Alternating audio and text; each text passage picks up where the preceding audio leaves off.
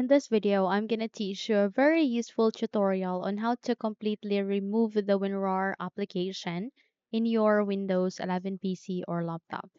So without any further ado, let's begin. First things first, we need to bring up our control panel. So how we can do so, please navigate at the button search bar here and type for control panel. Once you've typed it, please wait until a best match should appear, and once it's here, please click on the open option to continue. So from here at the control panel window, if your view doesn't look like this, simply proceed to the upper right side of that. You can see the view by, click on this and set it into large icons.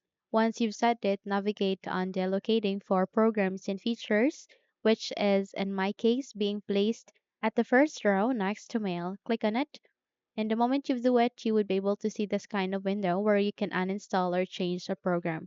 And since the target of this video is to teach you how to remove this WinRAR tool, then just select it. And the moment you select it, this option will show up. So click on this uninstall. And if your user account control would ask you to say yes, proceed with yes so that you can continue to the uninstallation.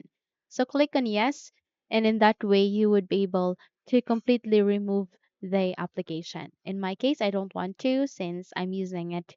It's very important. And if you would like to uninstall it, then go with it. So click on yes and you're good to go.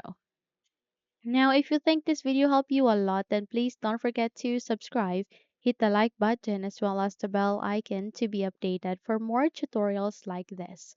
Thank you for watching this video and have a good day.